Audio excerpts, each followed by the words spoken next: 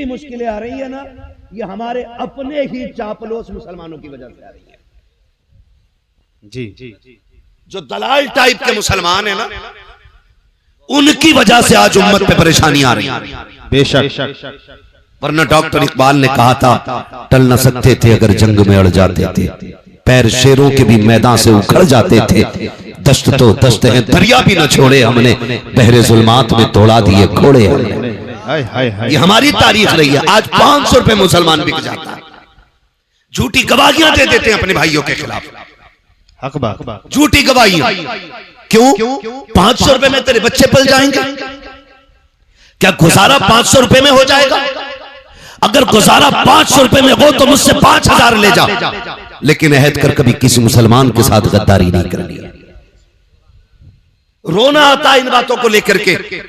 आज हम किस मकाम पे खड़े हैं? आज हमारे मज़ारों की कंडीशन ये है, डीजे डांस तमाशे सारे हो रहे हैं, उम्मत की बेटियों की आबरू लूटी जा रही है, लेकिन मज़ार के सज्जाद खान को गैरत नहीं आ रही है। उनको तमाशे चाहिए, उनको वहां पर कव्वालियां और ढोलक चाहिए। मैं पूछना चाहता हूँ, कव्वालियों के नाम पे पैसों में आग लगाने वालों, कितनी बेटियों को आज कॉलेज के आगे नकाब उतरवा करके उनकी बेआबरू, उनकी इज्जतों के सौदे हो गए। कितनी बेटियों को एग्जाम हॉल में नहीं जाने दिया जाता क्योंकि वो नकाब के अंदर है। कितनी बेटियों को स्कूल के दरवाजे से लौटा दिया गया क्योंकि वो गैरत वाली बेटी बन करके गई है। हमारी कौम के अंदर तमाशे देखने वाले भी हैं, कव्वालियों पर नाच देखने वाले भी हैं, लेकिन आज तक किसी को ख्याल नहीं आया कि इन बेटियों की लुटती हुई आबरूओं को कैसे बचाया जाए, इनके पर्दों की हिफाजत कैसी की जाए। खुदा के वास्ते बंद करो ये तमाशे। जितने पैसे तमाशे पे लगाते हो, उन पैसों को उठा करके बच्चियों के लिए किसी स्कूल का निर्माण करो, किसी कॉलेज का आप वजूद कायम करो, ताकि हमारी बेटियां गैर के दरवाजों की मोहताज ना रखे। ऐसे स्कूल बना दो कि जहां पढ़ने वाली भी गैरत वाली बेटी हो और पढ़ाने वाली भी मोहम्मद अरबी के दम की कली।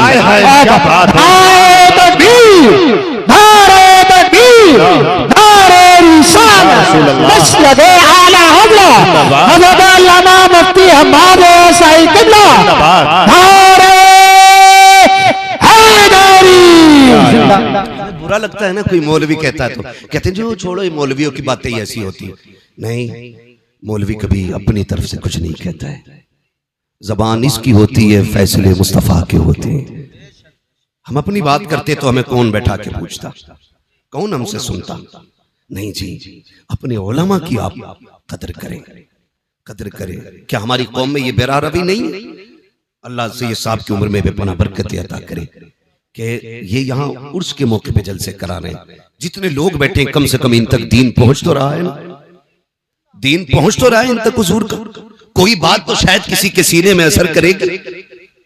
ओ भाई, हम नहीं चाहते आज के बाद किसी बेटी की फिर से आबरू लूटी जाए, फिर से किसी बेटी का नकाब उतरवाया जाए, फिर से किसी बेटी के दुपट्टे खुलवाए जाए सर से। क्यों? क्योंकि हमारे अपने स्कूल नहीं है, हमारे अपने इदारे नहीं है, हमारी बेटियां गैर महफूज हैं। कभी ट्यूशन के नाम पे मारी गई, कभी तालीम की बुनियाद पर उनका इस्तेमाल किया गया। कब बदलेंगे हम? उर्स हम हल्के कर लेंगे, लेकिन अब बेटियों की इज्जत के साथ खिलवाड़ नहीं होने देंगे। ये हम सब अहद करें और याद रखिएगा, ये काम किसी एक बंदे का नहीं, हर बंदे का काम है। और ये हर बंदा कैसे करेगा?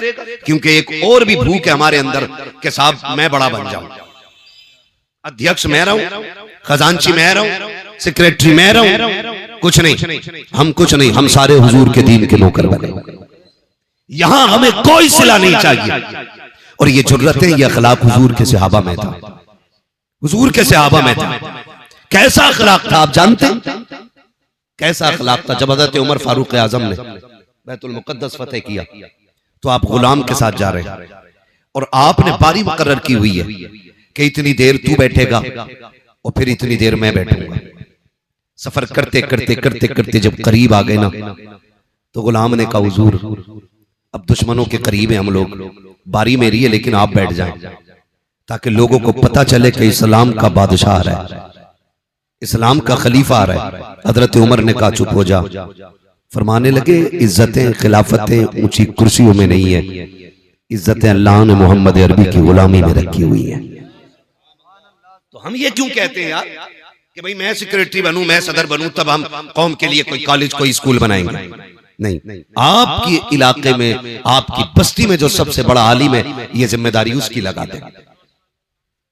अगर वो चला भी जाए तो फिर जो उसकी कुर्सी पे बैठे कि अब तेरी जिम्मेदारी है, इसलिए कि उलमा आते जाते रहेंगे, दीन हुजूर का कयामत तक बाकी रहना है। आप तालीम का इंतजाम करें। मान लीजिए एक भाई ने बहन की आबरू के लिए उसके हाथ पीले करने के लिए 10 साल सऊदी में काट दिए, और हमारी बेटी किसी गैर मुस्लिम के साथ मुकाला करके भाग गई, तो ऐसी 10 साल की कमाई का इज्जत बचा पाएगी? बोले बचेगी खानदान की इज्जत, बचेगी गांव की इज्जत? नहीं, पूरी नस्ल की नाक कट जाया करती है। क्यों ना उसी कमाई का 1 साल का हिस्सा हम उठा के ऐसी जगह लगाएं जहां इज्जतें बचती भी रहें, इज्जतें बढ़ती भी रहें। सुभान अल्लाह। ये हमारी आपकी सबकी जिम्मेदारी होनी चाहिए। लेकिन नहीं, ये सोचे तो वो सोचें जो इज्जतदार हों, जिन्हें इज्जत से मतलब ही नहीं है, जिनकी बेटी के दामन पे 70 दाग भी होंगे तो वो जहेज का लेप लगा के हर बेटी को ब्याने की ताकत रखते हैं। ये फिक्र तो उस गरीब को होती है ना, जिसके पास इज्जत के सिवा कोई दौलत नहीं होती है। ये तो वो सोचेगा जिसके दामन में सिर्फ इज्जत ही इज्जत है। बेटी को देने के लिए मर्सिडीज फॉर्च्यूनर नहीं है, बेटी को देने के लिए 4 व्हीलर नहीं है। वो सोचता कि सिर्फ मेरे पास इज्जत रह गई है, ताकि ये इज्जत बची रह जाए। खुदा के वास्ते अमीरों से भी गुजारिश है, कमजोरों से भी गुजारिश है, ताकतवर लोगों से भी गुजारिश है, पूरी कौम की इज्जत का सरमाया आज हमारी निगाहों के सामने है। अगर अब भी हमने अपनी कौम को नहीं संवारा, इसकी सही से तामीर नहीं की, तो आने वाले 10 सालों में जो कौम का हाल होने वाला है, उस हाल पर रोने के सिवा हमारे पास कुछ रह नहीं जाएगा। ओ खुदा के वास्ते ऐसे तामीरी अड्डे बना दो, ऐसी तामीरी इदारे बना दो कि हमारी बेटियों को गैर का मुंह देखना ना पड़े। अरे बेटियों की बात तो छोड़ो, अगर बेटों को भी तालीम देनी होती है, हम गैर के आगे गधे बन के खड़े होते हैं, 10-5 लाख डोनेशन देते हैं, तब जाके हमारे बच्चों को एक अच्छी यूनिवर्सिटी में एडमिशन मिलता है। उसके बाद भी सीट के लिए हाथ बांधे खड़े रहते हैं। कब तक गुलामी करते रहोगे? कब तक दूसरों के तलवे चाटते रहोगे? बंद करो ये तमाशों की महफिलें, आगाज करो तालीम के मयार इदारों का, और ये जमाने को बता दो हम मोहम्मद अरबी के गुलाम हैं, ना कल किसी के मोहताज थे, ना आज किसी के मोहताज हैं। खुदा ने मुस्तफा के गुलामों को वो ताकत बख्शी है कि हम जब चाहे जहां चाहे वहीं से खड़े होकर के अपनी कौम की मयार का आगाज कर सकते हैं। वाह वाह। नारे तकबीर, नारे रिसालत, बस लगे आला हज़रत, जिंदाबाद जिंदाबाद। तो याद रखे, दीन की जिम्मेदारी हर मुसलमान की है। मिंबर से लेके नीचे तक, पीर से लेके मुरीद तक, उस्ताद से लेके शागिर्द तक, बाप से लेके सलामत रहे, बाप से लेके बेटे तक, सब पे लाजिम है। और दीन की जिम्मेदारी सबको करनी चाहिए। पूरी कोशिश रहे जिस जगह पे बैठे हो ना, मैं बड़े फख्र से कहता हूँ, इस जमीन पे ना आज सिलसिले कादरिया, चिश्तिया, नक्शबंदिया, सोहरवर्दिया, चारों बड़े सिलसिलों का फैजान जारी हो सारी है। जिस जमीन पे आज बैठे हो, ये चारों बड़े सिलसिले आज यहाँ एक संगम बना हुआ है। यहाँ पे कादरी सिलसिले का फैजान भी है, यहाँ नक्शबंदी का भी है, सोहरवर्दी का भी है, सिलसिले चिश्तिया का भी है, चारों सिलसिलों का फैजान जारी है। मैं आपसे एक बात कहूं, आप अगर तारीख पढ़े ना, तारीख में बहुत बड़ा नाम सरकार मुजद्दिद अल-फैसानी का नाम है। समझ रहे मेरी बात जी? मुझे बात याद आ गई तो कह रहा हूं, दीन की जिम्मेदारी हर बंदे की है। कौन? मुजद्दिद अल-फैसानी। जब अकबर जैसा मनहूस बंदा खड़े होकर के दीन इलाही की बुनियाद डालता है। और याद रखिएगा, दुनिया को बता दो और आप भी ईमान मजबूत कर लें कि ये इस्लाम है, लावारिस नहीं है। जब जरूरत पड़ेगी अल्लाह फिर से कोई सलाहुद्दीन अय्यूबी पैदा फरमाएगा, फिर से इसी इस्लाम के अंदर मुजद्दिद अल-फैसानी आएगा। आप देखना, ये दीन लावारिस नहीं रहना है। इस दीन पे मुस्तफा का बड़ा खास करम है। समझ रहे ना मेरी बात? तवज्जो है सारे लोगों की। पढ़े मुजद्दिद अल-फैसानी को। अकबर ने दीन इलाही की बुनियाद रखी। माज़ अल्लाह, उसने जो रस्म पैदा कर दी थी, हद तो ये हो गई थी कि लफ्ज़ मोहम्मद नाम रखने पे पाबंदी लग गई थी। मोहम्मद नाम रखने तक पे पाबंदी लग गई थी। बहुत सारी बातें हैं, अगर फर्दन फर्दन जिक्र करूं बड़ा वक्त लगेगा। उस पुरफतन दौर में अल्लाह ने मुजद्दिद अल-फैसानी को पैदा फरमाया। जब किसी में जरूरत नहीं थी अकबर की आंखों में आंखें डालने की, तब मुजद्दिद अल-फसानी ने आंखों में आंखें डाल के कहा था, खबरदार अपना मनगूस नजरिया उठा ले, इस जमीन के ऊपर अगर लगेगा तो मोहम्मद अरबी का दीन बाकी रहेगा, मोहम्मद अरबी का दीन बाकी रहेगा। ये मुजद्दिद अल-फसानी नजरिया पेश किया। और जब आपने ये सख्ती पेश की, ये सख्ती पेश की मुजद्दिद अल-फसानी ने, अकबर से कहा तेरा नहीं यहाँ हुजूर का दीन बाकी रहना। और फिर दुनिया ने देखा, अकबर गया, जहांगीर आया, जहांगीर आया, अल्लाह अकबर, फिर वही नजरिए और वो उसको बढ़ाना चाहता था। तो फिर मुजद्दिद अल-फसानी ने उसके खिलाफ जबान खोली, जेल डाला गया। जेल क्यों जानते हो? अकबर के दौरे खिलाफत में सजदे ताजीमी को उसने जायज कर दिया था, जबकि दीन में सजदे ताजीमी हराम है। ठीक है जी, इस उम्मत में सजदे ताजीमी बोले हराम है। आज जो पीर सजदे करवाते हैं ये खुल्लम खुल्ला हराम कर रहे हैं। और अगर इबादत का नजरिया हो तो फिर कुफ्र है। तो उसने सजदे ताजीमी की इजाजत दे रखी थी। मुजद्दिद अल-फसानी ने कहा नहीं हो सकता है, हम सजदा सिर्फ अल्लाह को करते हैं, बेशक बाकी किसी को सजदा नहीं करते। उसने कहा यार इसका एक बार सर झुक जाए, थोड़ा ही झुकवा दो, फिर कौम के लिए दलील बन जाएगा कि मुजद्दिद अल-फसानी ने सजदा कर लिया। कहा मैं बताऊं एक तरकीब? कहा उसने कहा चौखट छोटी कर दो, जब आएंगे ना शेख अहमद फारूक सरहंदी तो फिर गर्दन झुका के आएगा और इतना ही काफी हो जाएगा। लेकिन दीवाने की नजरों को जहां देख रहा है, दीवाना खुदा जाने कहां देख रहा है। चौखट छोटी कर दी गई। मुजद्दिद अल-फसानी समझ गए कि ये चौखट छोटी क्यों हुई है। अल्लाह वाले भी अल्लाह वाले होते, लोग पहले सर बढ़ाते तो झुकना पड़ता, आपने पहले पैर बढ़ाया, सर सीधा रखा, अंदर आ गए। उसने देखा लो सर फिर भी नहीं झुका, उसे आया गुस्सा, उसने कहा जेल में डाल दो। किधर डाल दो? जेल में। इधर जेल में। आज लोग कहते ना सच की बात न करना, जेल हो जाएगी, क्या करेंगे? पकड़े जाएंगे। मुजद्दिद अल-फसानी ने कहा मंजूर है, जेल में डाला गया, लेकिन अल्लाह वाला जहां बैठ जाता है, वो कहा था ना किसी ने, अली वाले जहां बैठे वही जन्नत सजा बैठे। जेल के अंदर गए, जाकर के आपने वहां दीन की तबलीग शुरू की है। तो कैदियों से लेकर के सिपाहियों तक, सिपाहियों से लेकर जेलर तक, सारे आपके मुरीदी के हल्के में आ जाते हैं, सारे आपके पीछे दस्तबस्ता खड़े हो जाते हैं। आपकी ये शान और शौकत देखी है। एक दिन जहांगीर की बेटी के ख्वाब में मुस्तफा जाने रहमत तशरीफ ले आते हैं। जब उसने ख्वाब में देखा सरकार आए हुए हैं, लेकिन आका करीम नाराज है। जहांगीर की बेटी ने कहा था सरकार नाराज क्यों है? कहा राजी कैसे हो जाऊं, मेरा बेटा तुम्हारी जेल के अंदर कैद है और मुझसे रजामंदी की उम्मीद रखते हो। उसने बेटी ने उठ के सुबह बाप से कहा बादशाह वक्त सुन ले, रात मैंने मुस्तफा को ख्वाब में देखा है, आका का चेहरा उतरा हुआ था, सरकार गुस्से में थे और कह रहे थे मेरे बेटे को कैद में डाला है, इसलिए मैं तुमसे नाराज हूँ। का खैरियत चाहते हो तो जल्दी से उसको कैद से आजाद किया जाए। जब ये खबर बादशाह ने हजरत मुजद्दिद अल-फसानी को पहुंचाई कि हम तुम्हें आजाद करना चाहते हैं, बाहर निकल आओ। अब अल्लाह वाले भी अल्लाह वाले होते हैं। आज के कैदी को खबर मिल जाए कि तुम आजाद कर दिए गए हो, कूदता हुआ दौड़ता है, फटाफट भागता है कि लो जी आजादी मिल गई है। मगर वाखरे मेरे मुजद्दिद, तेरे हौसले को सलाम, तेरी अज़मत और रिफत को सलाम। बादशाह के वक्त कह रहा है तुम्हें आजाद कर दिया गया है, लेकिन मुजद्दिद अल-फसानी ने कहा था ना ना ना ना मुझे आजादी नहीं चाहिए। कहा फिर? कहा मेरी कुछ शर्तें हैं। कहा कौन सी शर्तें हैं? कहा पहली शर्त तो ये है कि जितने लोगों को तुमने हक बोलने की बुनियाद पे जेल में डाला है, मुझसे पहले उन्हें आजाद करना पड़ेगा, पहले उनको आजाद किया जाए। मेरी दूसरी शर्त ये है कि जो अकबर ने दीन इलाही की बुनियाद रखी है, उस बुनियाद को उखाड़ करके दीन मुहम्मदी को कायम करना पड़ेगा। बादशाह परेशान हो गया।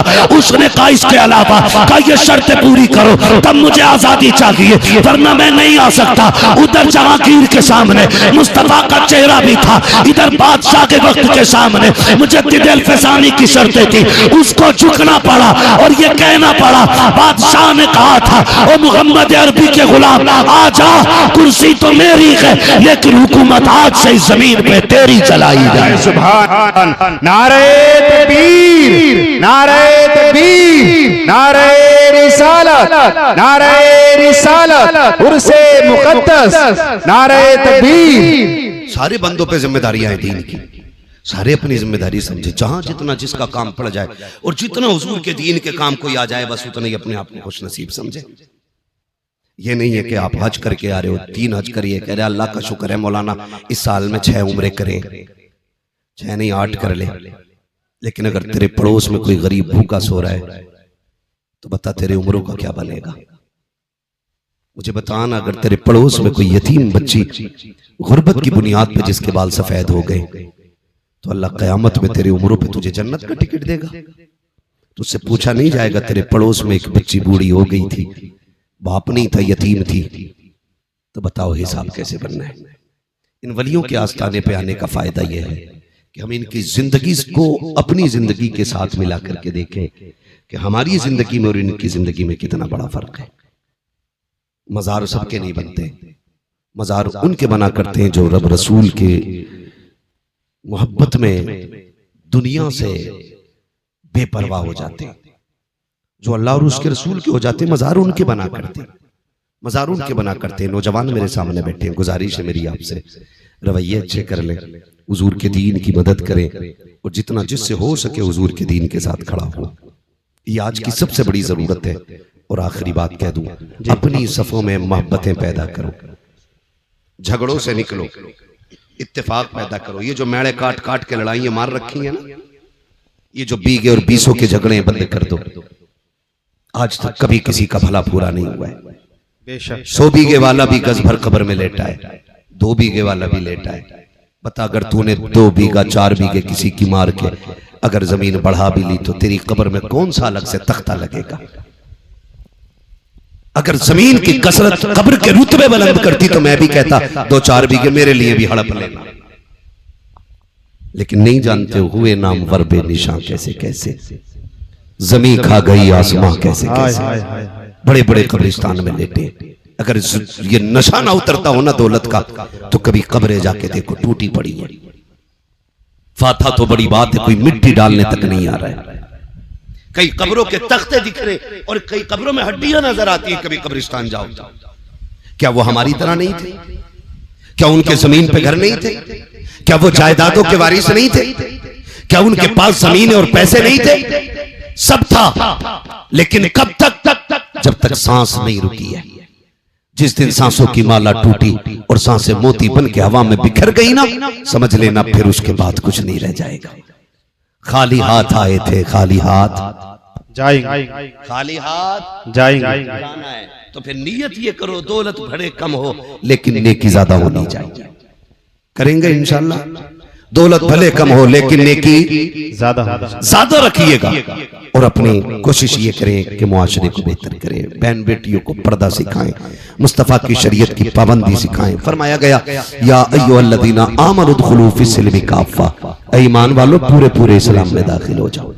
हमारा ज़ाहिर और बातिन इस्लाम जैसा होना चाहिए, मोहम्मद अरबी के जैसा होना चाहिए। तुम नहीं जानते हो, कुरान कहता लतुसअलुन्ना यौमइज़िन अनिन नईम, क़यामत के दिन एक एक नेकी के बारे में पूछा जाएगा। चल मैंने तुझे गाड़ी दी थी, बता इसका काम दीन में कितना लगाया तूने। मैंने तुझे साइकिल दी थी, इससे दीन का कितना काम किया तूने। मैंने तुझे बंगला दिया था, मैंने तुझे इमारतें दी थी, मैंने तुझे करोड़पति बनाया था, बता क्या किया तूने दीन के लिए।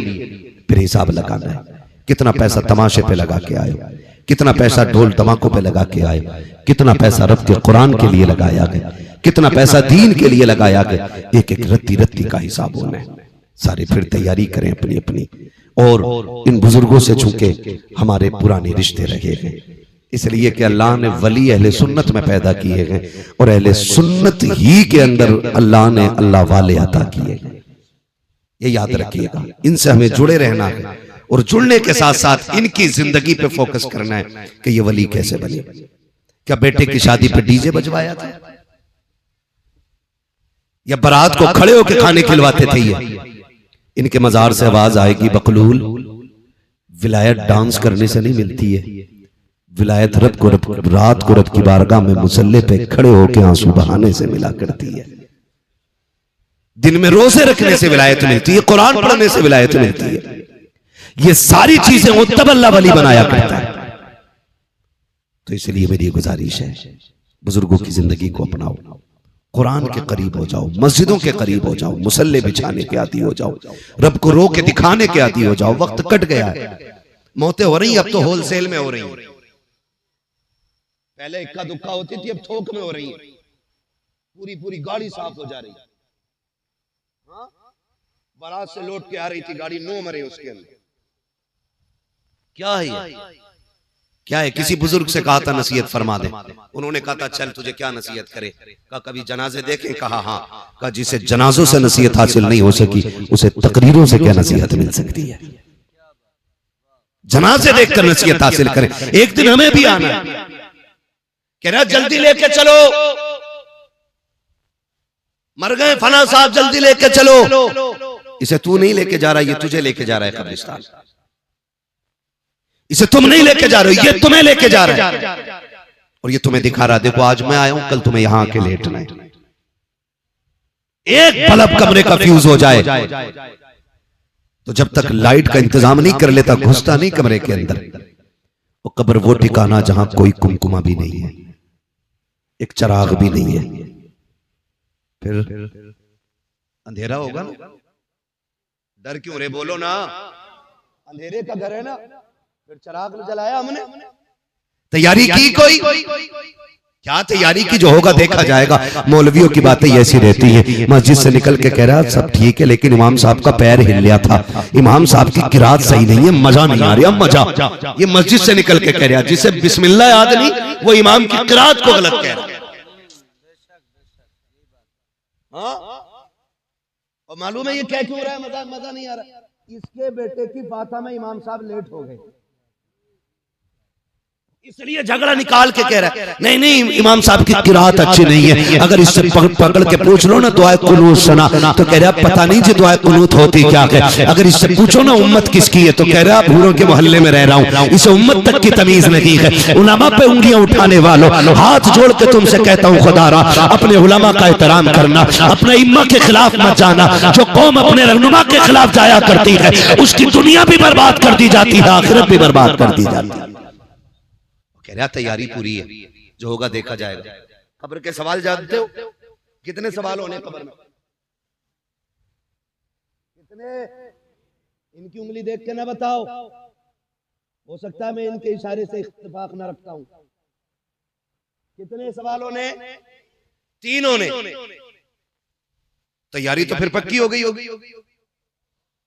हाँ बहुत अच्छे। कह रहा मौलाना हम यहाँ उर्दू बोलते हैं, कब्र में अरबी कैसे बोलेंगे? मैंने कहा यहीं सीख ले मेरे भाई, अल्लाह की तौफीक से। अल्लाह जब आसानी फरमाएगा तो सब समझने लग जाएंगे, सब समझने। मगर बहरहाल तैयारी भी करनी है, तैयारी भी करनी है। इंतकाल होते हैं, मैयत होती है, तो लड़का खड़े होकर कह रहा हमारे अब्बा पे किसी का कर्जा हो तो माफ कर दियो। और लड़के को भी बता 3 बीघे हमारे अब्बा निरी बेईमानी की जोत रहे।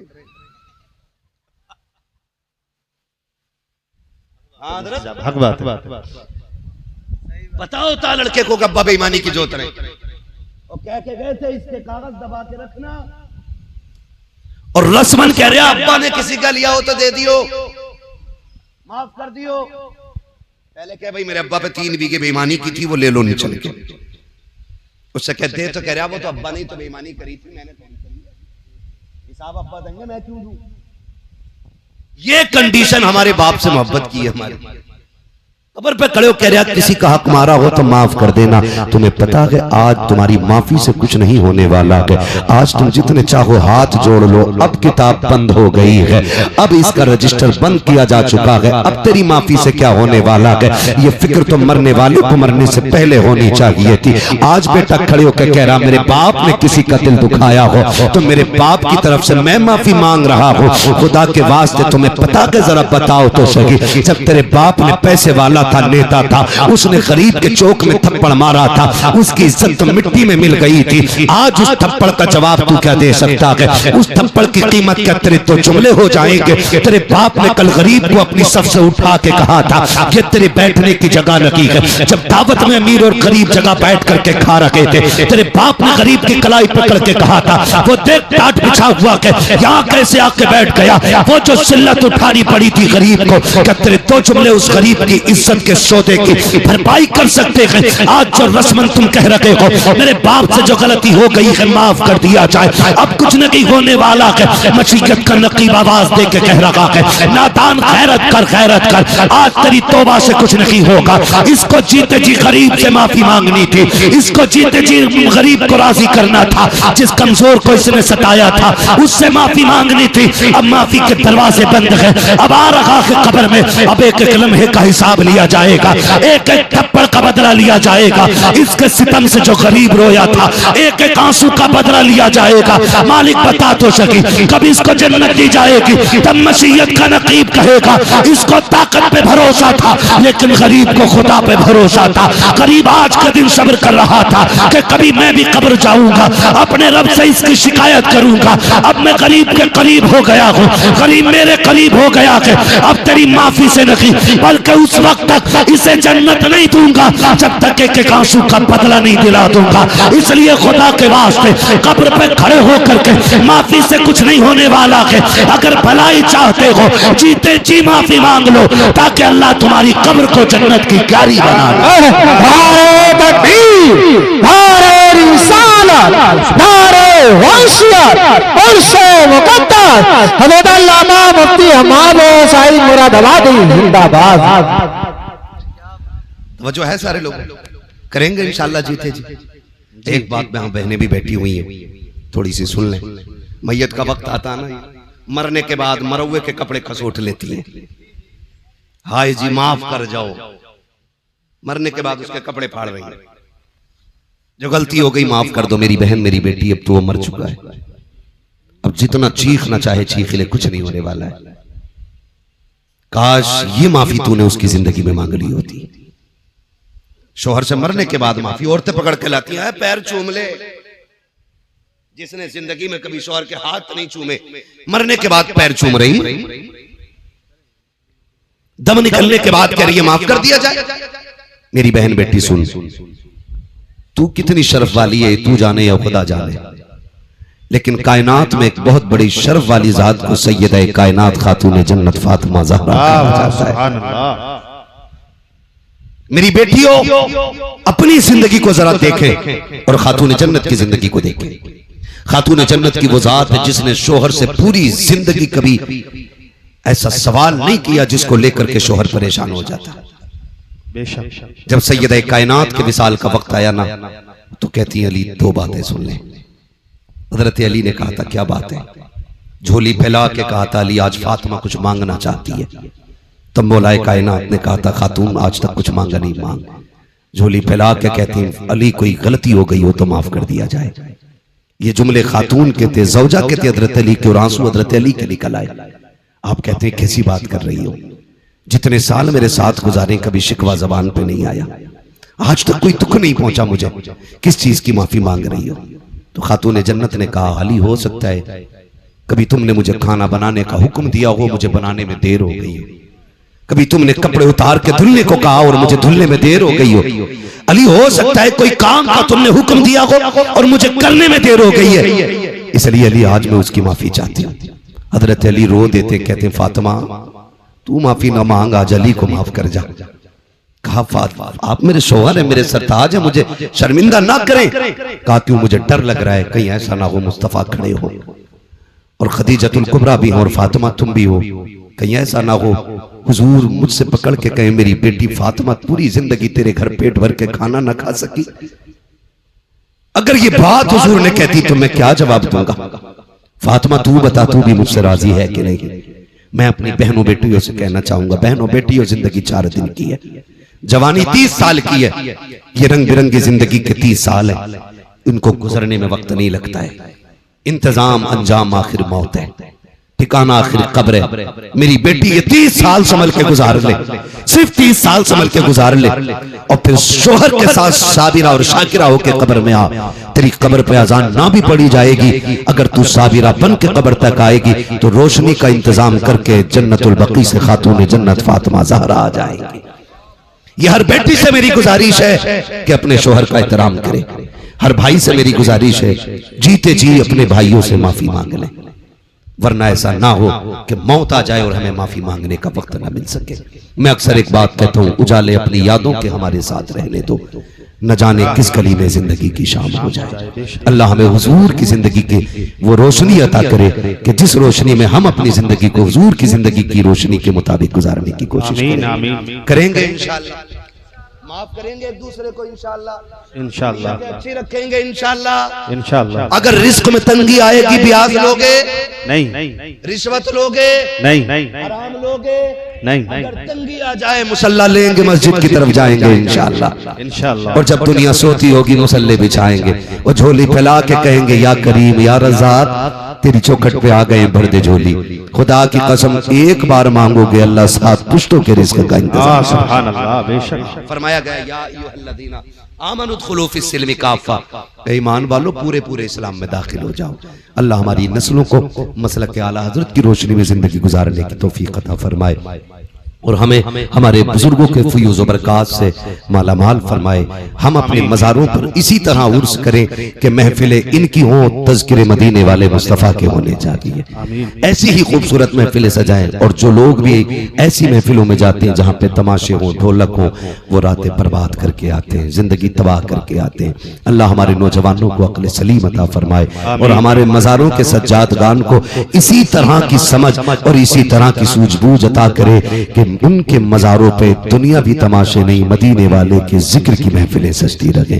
बस जो हुए अगलात उनको माफ फरमाए रब्बे कायनात। जिंदगी ने दिया साथ, फिर होगी मुलाकात, चमन रहा फूल खिलेंगे, जिंदगी रही फिर मिलेंगे, मुसाफिर हम भी मुसाफिर हो तुम भी किसी जुमला सादात इकराम खुसूसियत के साथ खतीबुल हिंद नाशिर मसलक आला हजरत मुबल्लिग़ मसलक आला हजरत हजरत अल्लामा मौलाना कारी इम्तियाज़ अहमद बरकाती साहिब क़िबला दामज़िल्लहुल अली महफिल पाक में तशरीफ़ फरमा मोहतरम बुजुर्गों, नौजवान साथियों, अजीज़ बच्चों,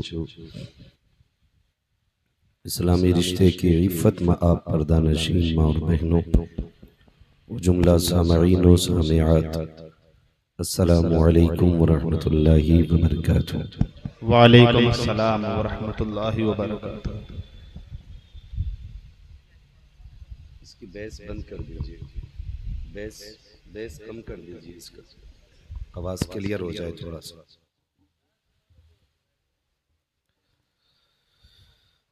अल्हम्दुलिल्लाहि रब्बिल आलमीन वल आक़िबतु लिल मुत्तक़ीन वस्सलातु वस्सलामु अला रसूलिहिल करीम।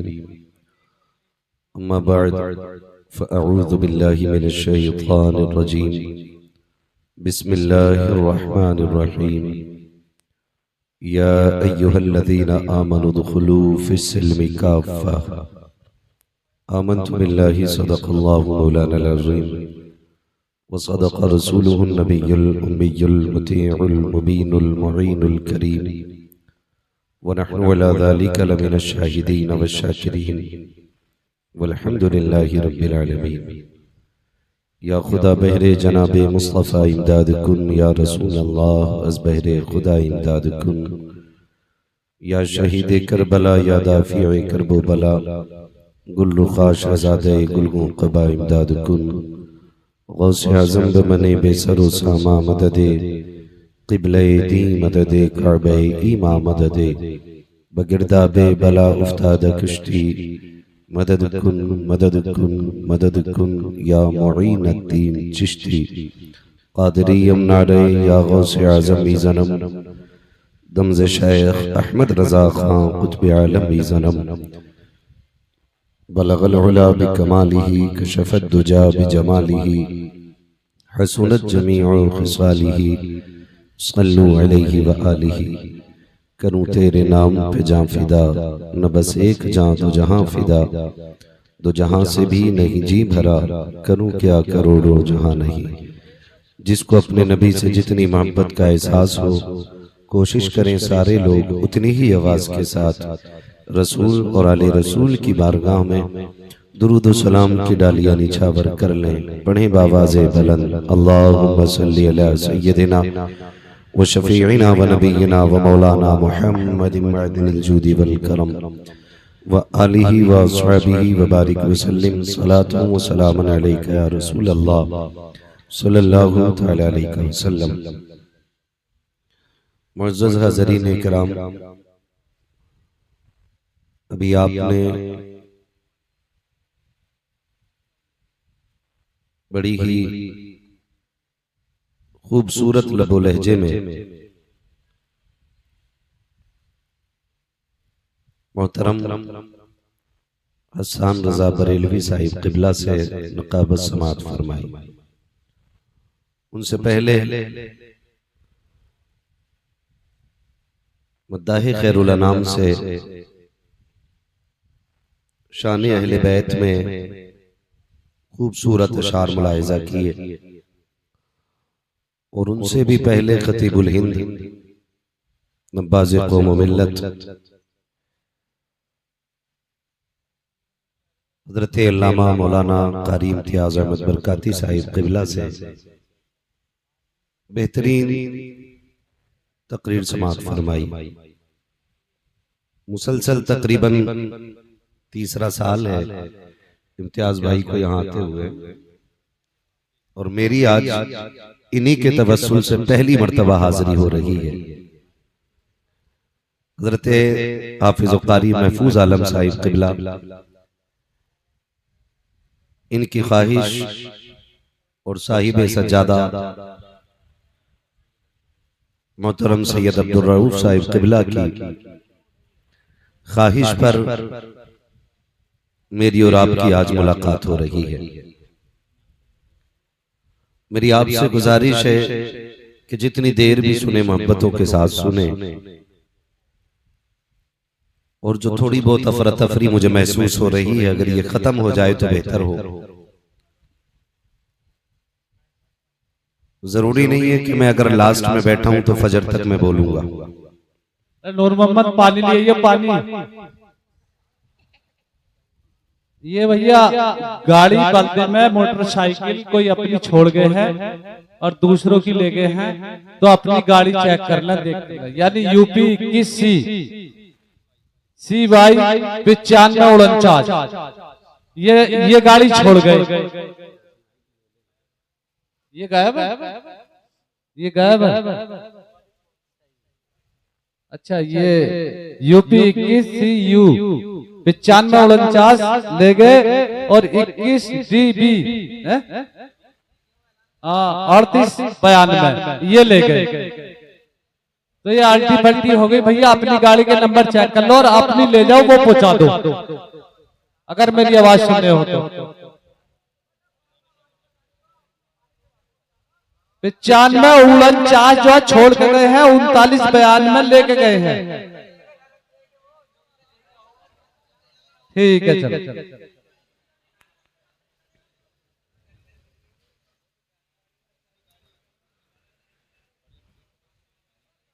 एक बार और दुरूद पाक पढ़ लीजिए। सल्लल्लाहु अलैहि सल्लल्लाहु तआला अलैहि वसल्लम, सल्लल्लाहु तआला अलैहि वसल्लम। खैरियत है आप लोग? खैरियत है? अल्लाह सबको खैरियत से रखे और सलामत रखे। मैं मुबारकबाद पेश करता हूँ तमाम ही मिंबरान कमेटी को और बानियान उर्स को, कि जिन्होंने उर्स के मुकद्दस मौके पे अल्लाह और उसके रसूल के जिक्र की महफिल सजाई है।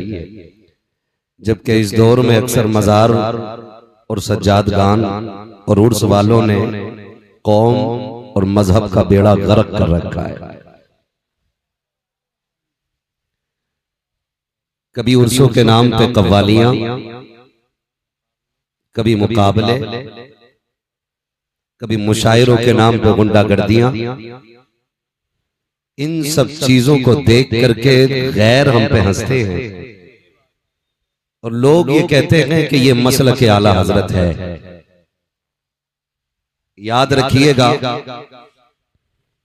जिस तरह मुतल्लका औरत से मर्द का कोई ताल्लुक नहीं होता, वैसे ही इस तरह के बिगड़े हुए लोगों से मसलक आला हजरत का कोई ताल्लुक नहीं है।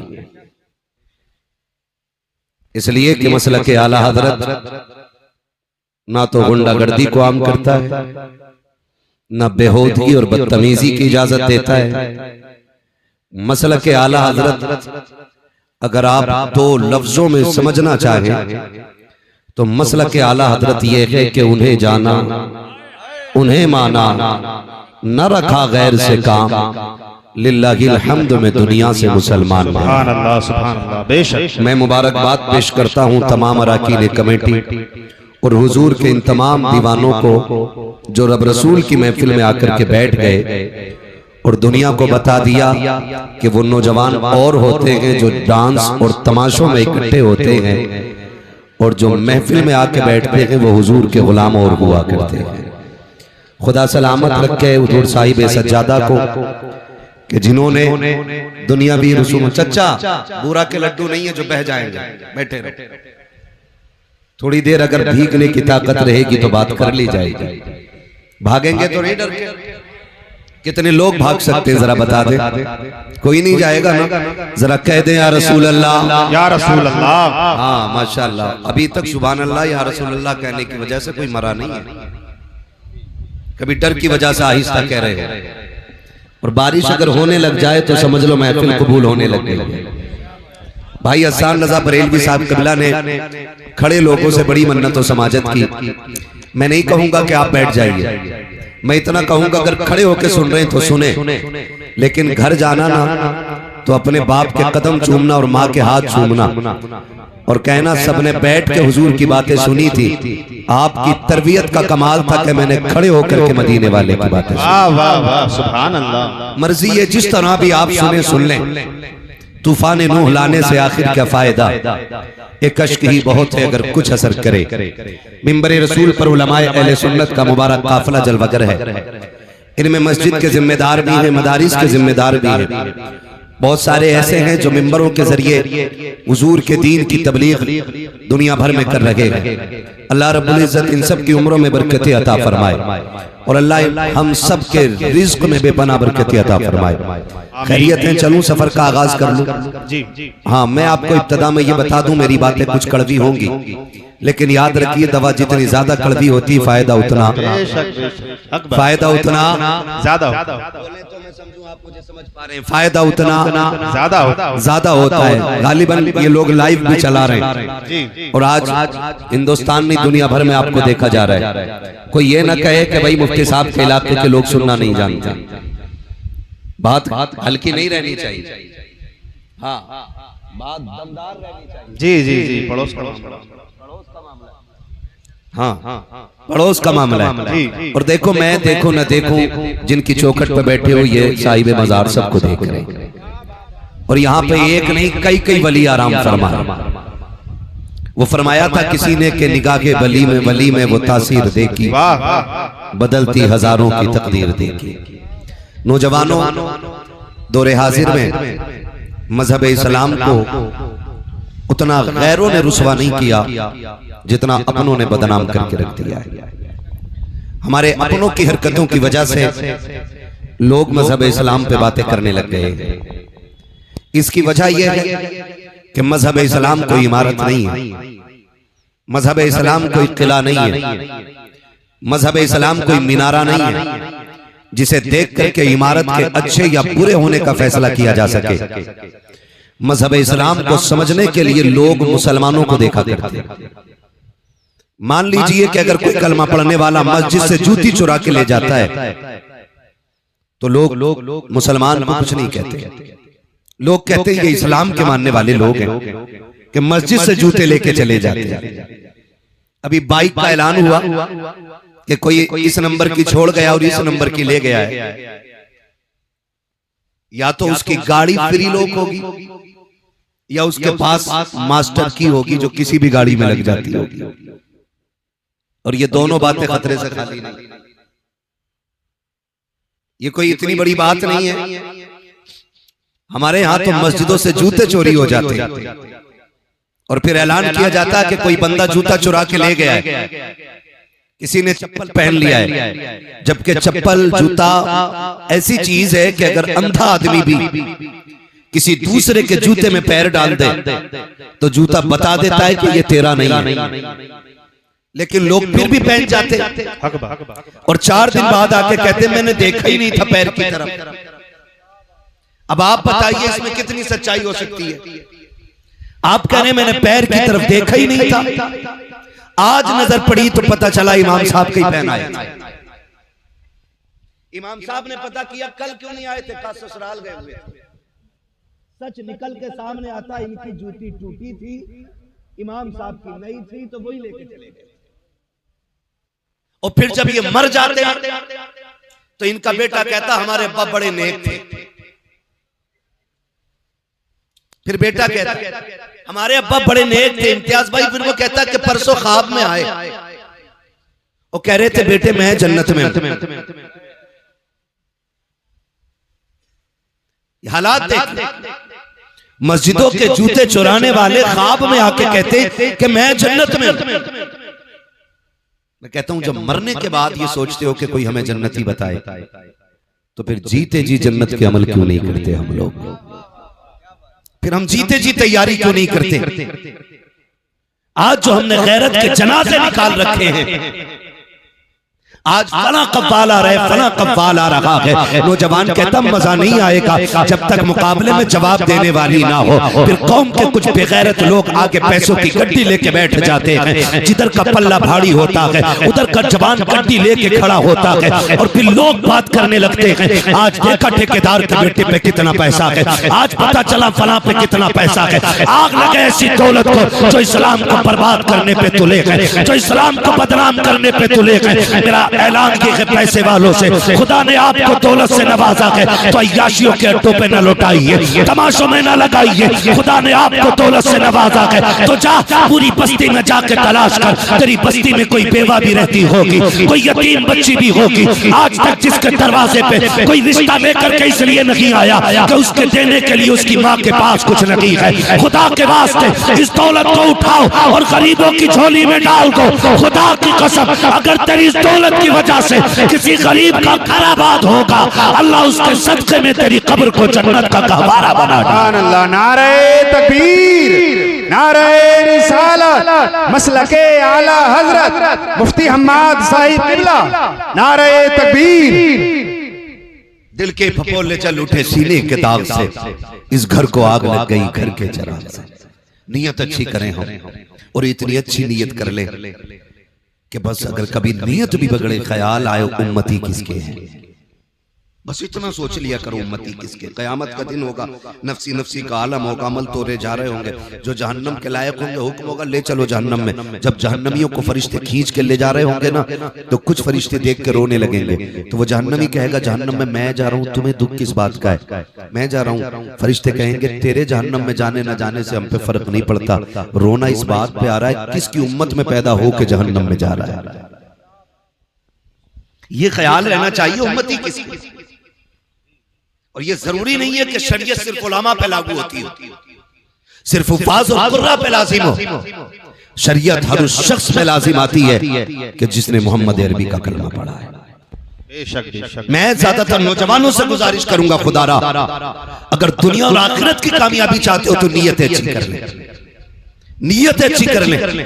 नीयतें अच्छी होती है तो फिर खुदा की रहमतें साथ दिया करती है, खुदा की रहमतें साथ दिया करती है। और याद रखिएगा अगर आज किसी से कहें भाई झूठ ना बोला करो, कहता मौलाना मुंह बंद रखो, झूठ ना बोले दुकान नहीं चलती है, बिजनेस ठप हो जाएगा, बच्चे भूखे मर जाएंगे। मैं सीधी बात कहता हूँ, रज़ाक दुकान नहीं है, रज़ाक अल्लाह है। रिज़्क़ कौन देता है? अल्लाह देता, अल्लाह देता, अल्लाह देता, अल्लाह देता। आज मोबाइल नीचे करके भाई डायरेक्ट सुन लो ना। आज जिसके पास मोबाइल है सारे निकाल के बैठ गए, मोबाइलों पे तो सुनते ही रहते हो, आज फेस टू फेस सुने। रिज़्क़ कौन देता है? अल्लाह देता। सारे बोले कौन? अल्लाह देता। रिज़्क़ कौन देता है? अल्लाह देता। राज़िक़ कौन है? अल्लाह है। जिंदगी का मालिक कौन? अल्लाह है। मौत का मालिक कौन? अल्लाह है। रिज़्क़ का मालिक कौन? अल्लाह है। कौन फाके रहेगा, कौन पेट भर के खाएगा, ये फैसले करने वाला कौन? अल्लाह है। सारे बोले कौन? अल्लाह है। जब रज़्ज़ाक़ अल्लाह है तो फिर अल्लाह की बारगाह में लो लगानी चाहिए। बेशक बेशक। झूठ पे उम्मीद क्यों, मक्कारी पे उम्मीद क्यों? आज हालात क्या ऐसे नहीं है, जिस दुकान पे चले जाओ जो तोल के बेच रहा है वो 900 ग्राम दे रहा है जी बेशक। और जो तोल के ले रहा है वो 1050 ग्राम ले रहा है। हक बात। ये हमारे तराजू की कंडीशन है। नापने पे आ जाओ, अगर नाप के बेच रहा है तो 90 सेंटीमीटर,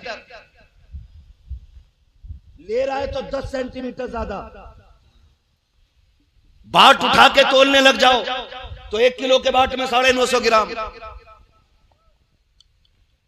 और अगर कोई अदद की बुनियाद पे बेच रहे, गलत नहीं कह रहा हूं, आमों का जमाना आने वाला है, आगे पीले पीले रखते, पीछे काले पीले रखते।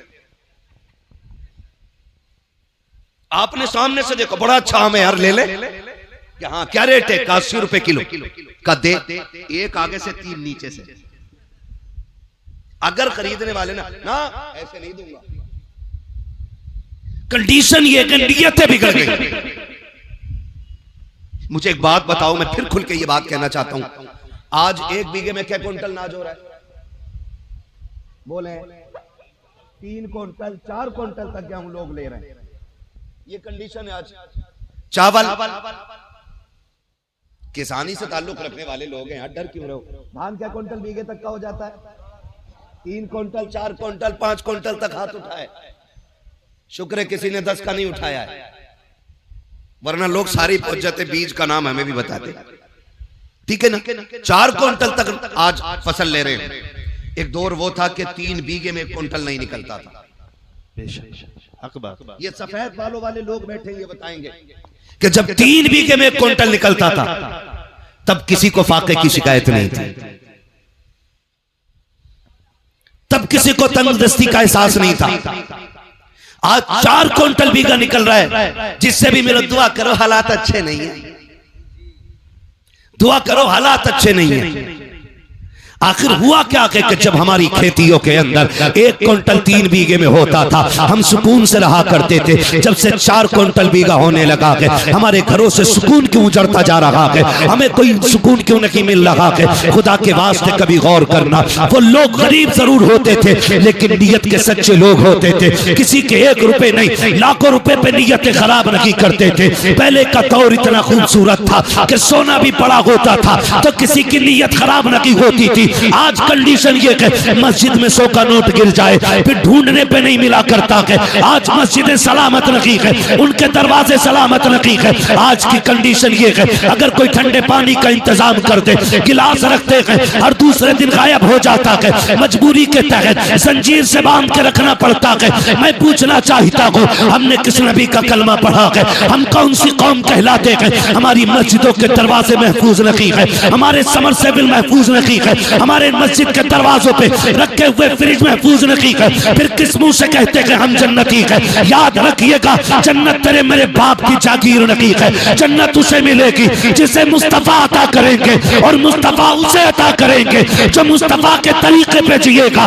इसलिए बरेली से आवाज आती है, आज ले उनकी पनाह, आज मदद मांग उनसे, कल न मानेंगे कयामत में अगर मांगे। वाह वाह, नारे तकबीर, नारे रिसालत, मसलके आला हजरत मुफ्ती हम्माद साहिब किबला, नारे तकबीर। वाह क्या बात है हजरत, बहुत खूब। इसलिए मेरे भाई नियत अच्छी करें, नियत अच्छी करें, अल्लाह बेहिसाब बरकत अता फरमाएगा। सबसे ज्यादा जरूरी है नियत अच्छी करें। आज तो माफ कीजिएगा, खेत में भी जागा तो ऐसे मैंड काट रहे हैं, कसम से पता ही नहीं चलता कटी किधर से।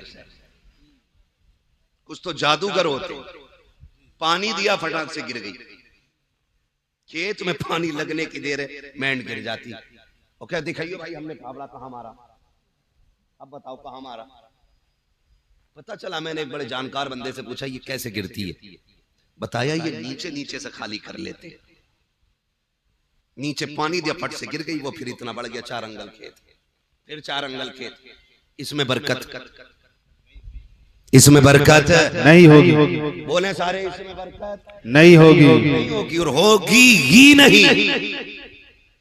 इसलिए कि बरकतें देने वाला अल्लाह है ना। अगर ये सोचते हो ना कि मैंड से बच्चे पलेंगे, मैंड से बच्चे पलेंगे, तो अल्लाह उन्हें भी रिस्क देता है जो पत्थर के अंदर होते हैं। बेशक कीड़ों को भी अल्लाह रिस्क अता फरमाता पत्थर के अंदर। तो क्या हमें रोजी नहीं दे सकता? जी दे सकता है कि नहीं? दे सकते वो रोजी हमें भी दे सकता है, नीयत अच्छी नहीं हो, नीयत अच्छी हो तो खुदा की कसम फिर देखे इस्लाम आज भी आगे बढ़ता नजर आएगा। सिर्फ नीयत अच्छी होनी चाहिए, नीयत अच्छी होनी चाहिए। मैं फिर वो बात दोहराऊं कि दिल्ली की जामा मस्जिद का वाकया है ये। दिल्ली की जामा मस्जिद पे फकीर बैठा हुआ था। आज तो बड़ी पगड़ी वालों की नीयत अच्छी नहीं है, आज तो बड़े जुब्बा दस्तार वालों की नीयत अच्छी नहीं है ना। फकीर था, जामा मस्जिद की दिल्ली की सीढ़ियों पे बैठा था। अब चूंकि एक खूबसूरत जगह हमारे मुल्क में तारीखी जगह जामा मस्जिद भी है, ठीक है, यहाँ पे जितनी भी तारीखी मकामात हैं शुक्र है वो सारे मुसलमानों के हैं, सारे मुसलमानों के, क्योंकि हिंदुस्तान मुसलमानों का है, मुसलमान हिंदुस्तान के हैं। बेशक ये बात याद रखिएगा, हमें कभी कोई यहां से अलग नहीं कर सकता, यहां से अलग नहीं कर सकता, नहीं कर सकता है। ये जितनी भी मुश्किलें आ रही है ना, ये हमारे अपने ही चापलूस मुसलमानों की वजह से आ रही है। जी जो दलाल टाइप के मुसलमान है ना, उनकी वजह से आज उम्मत पे परेशानी आ रही है। बेशक, वरना डॉक्टर इकबाल ने कहा था, टल न सकते थे अगर जंग में अड़ जाते थे, पैर शेरों के भी मैदान से उखड़ जाते थे, दश्त तो दश्त है दरिया भी न छोड़े हमने, बहरे जुल्मात में तोड़ा दिए घोड़े हमने। ये हमारी तारीख रही है। आज 500 रुपए मुसलमान बिक जाता है, झूठी गवाहियां दे देते हैं अपने भाइयों के खिलाफ, झूठी गवाहियां। क्यों? 500 रुपए में तेरे बच्चे पल जाएंगे? क्या गुजारा 500 रुपए में हो जाएगा? अगर गुजारा 500 रुपए में हो तो मुझसे 5000 ले जा, लेकिन अहद कर कभी किसी मुसलमान के साथ गद्दारी नहीं करनी। रोना आता है इन बातों को लेकर के। आज हम किस मकाम पे खड़े हैं? आज हमारे मज़ारों की कंडीशन ये है, डीजे डांस तमाशे सारे हो रहे हैं, उम्मत की बेटियों की आबरू लूटी जा रही है, लेकिन मज़ार के सज्जाद खान को गैरत नहीं आ रही है। उनको तमाशे चाहिए, उनको वहां पर कव्वालियां और ढोलक चाहिए। मैं पूछना चाहता हूँ, कव्वालियों के नाम पे पैसों में आग लगाने वालों, कितनी बेटियों को आज कॉलेज के आगे नकाब उतरवा करके उनकी बेआबरू, उनकी इज्जतों के सौदे हो गए। कितनी बेटियों को एग्जाम हॉल में नहीं जाने दिया जाता क्योंकि वो नकाब के अंदर है। कितनी बेटियों को स्कूल के दरवाजे से लौटा दिया गया क्योंकि वो गैरत वाली बेटी बन करके गई है। हमारी कौम के अंदर तमाशे देखने वाले भी हैं, कव्वालियों पर नाच देखने वाले भी हैं, लेकिन आज तक किसी को ख्याल नहीं आया है कि इन बेटियों की लुटती हुई आबरूओं को कैसे बचाया जाए, इनके पर्दों की हिफाजत कैसी की जाए। खुदा के वास्ते बंद करो ये तमाशे। जितने पैसे तमाशे पे लगाते हो, उन पैसों को उठा करके बच्चियों के लिए किसी स्कूल का निर्माण करो, किसी कॉलेज का आप वजूद कायम करो, ताकि हमारी बेटियां गैर के दरवाजों की मोहताज ना रखे। ऐसे स्कूल बना दो कि जहां पढ़ने वाली भी गैरत वाली बेटी हो और पढ़ाने वाली भी मोहम्मद अरबी के दर की कली।